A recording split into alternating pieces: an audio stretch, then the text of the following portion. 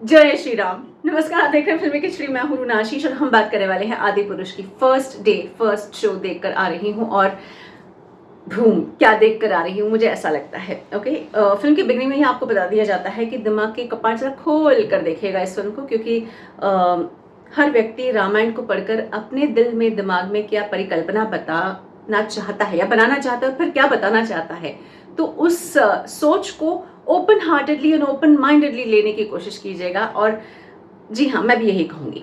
अब ऐसे में बात सिर्फ कहानी की अगर मैं कहूँ तो रामायण जैसे काव्य की कहानी हम सभी जानते हैं कि कैसे एक पिता का आदेश का पालन करते हुए पुत्र राजपाट छोड़कर वनवास की तरफ चला जाता है। साथ में हो लेती है उसकी पत्नी और साथ में हो लेते हैं उसके छोटे भाई यानी कि राम, सीता और लक्ष्मण जी, और कैसे हनुमान जी से मिलते हैं। और क्या क्या ऐसा होता है कि एक सत्य को दबाने के लिए असत्य आता है, अहंकार आता है, और कैसे अहंकार को जीतने के लिए भगवान राम सब लोगों को एक सूत्र में बांधते हुए चलते हैं और ये कहते हैं कि देखिए, अगर यहाँ से हार कर गए या मुंह मोड़ कर गए या छोड़ कर गए तो बात सिर्फ इतनी हो जाएगी कि हमें हमारे देश की महिलाओं को जवाब देना है कि अगर ऐसा कभी कोई नजर उठाकर देखे तो उसका हश्र क्या होना चाहिए।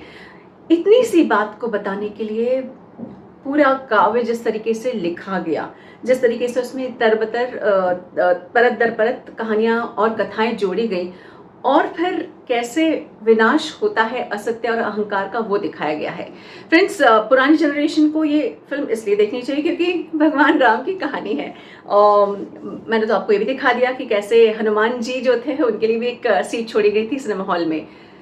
नई जनरेशन को इसलिए देखना चाहिए क्योंकि जब वो हॉलीवुड की साई-फाई फिल्म्स में और वीडियो ग्राफिक्स में और दुनिया भर के एनिमेशंस पर तालियां पीटते हैं, तो भाई हमारे यहाँ उनसे कहीं गुना बड़ी गाथाएं मौजूद है जिसे किसी ने बताया नहीं था आज तक, ना स्कूल में पढ़ाया गया, ना किसी ने उसके बारे में जिक्र किया। तो यहाँ पर एक बात बहुत क्लियरली बताती हूँ, तर्क वितर्क में डेफिनेटली आप फंस सकते हैं, कुतर्क में मत फंस जाइएगा, क्योंकि कुतर्क के लायक इस फिल्म में आपको कुछ मिलने नहीं वाला है। डेफिनेटली कई सारे लोग बोलेंगे हमें कास्टिंग ठीक नहीं लगी। मैं खुद भी ये सोच कर आ रही थी कि कास्टिंग कैसे लगेगी, चलिए देखते हैं, क्योंकि हमारे दिमाग में तो अरुण गोविल जी हैं, सुनील लहरी जी हैं और दीपिका जी हैं, लेकिन जब इन्हें देखते हैं तो आपको इनसे भी प्यार हो जाता है, समझ में आ जाता है कि भाई ये रोल कर रहे हैं, और फिर आपको भगवान दिखने लग जाते हैं। तो एक्टिंग की बात तो वहीं खत्म हो गई, क्योंकि आप उसमें भगवान का रूप और वो कहानी को देखने लग जाते हैं। हाँ, मैं ये डेफिनेटली कहूँगी अब इस फिल्म के बाद कृति और प्रभास को थोड़ा सा अलग तरीके से शायद बिहेव करने की ज़रूरत पड़ जाए, पर खैर आगे बढ़ते हैं। जहाँ तक ग्राफिक्स और जहाँ तक विजुअल इम्पैक्ट की मैं बात कहूँ, आप मतलब एक दो जगह मैंने चश्मा उतार कर देखा क्योंकि मैं डर गई थी वो जब रावण के 10 सर निकल कर आते हैं तो मुझे लगता है सच में वो मुझे उठाकर लेकर चले जाएंगे। एंड जहाँ सुंदरता दिखाई गई है वहाँ इतना सुंदर और मनमोहक स्वरूप दिखाया गया है कि आपको उसमें गुम हो जाने की इच्छा होती है।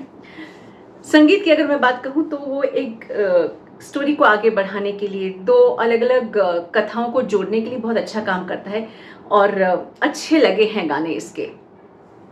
एंड तक आते आते आप चेयर के आगे बैठ जाते हैं और आप ऐसे सिर पकड़कर बैठते हैं कि बाप रे, ये हमें मालूम है कि दुष्ट रावण का नाश करने के लिए ही वानर सेना और श्री राम भगवान वहां पर पहुंचे हैं, लेकिन ऐसे कैसे हो रहा है। आप हतप्रभ रह जाएंगे ये फिल्म देखने के बाद।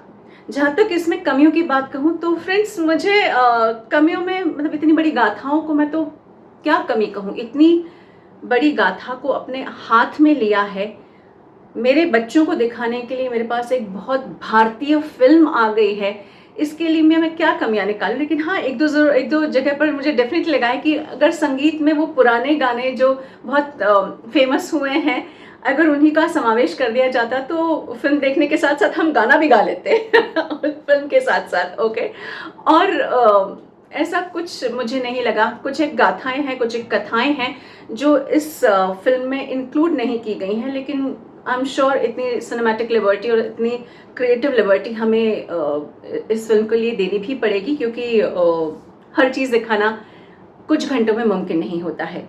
ये film out and out director साहब की फिल्म है। ये फिल्म आउट एंड आउट भारतीय संस्कृति, माइथोलॉजी, भारतीय धर्म, विश्वास, मार्गदर्शन और क्या कहूँ, ये पूर्ण तरह भारतीय फिल्म है, मिस मत कीजिएगा।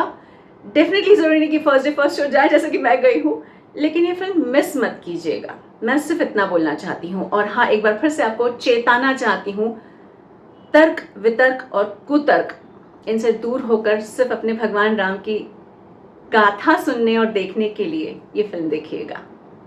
जय हिंद।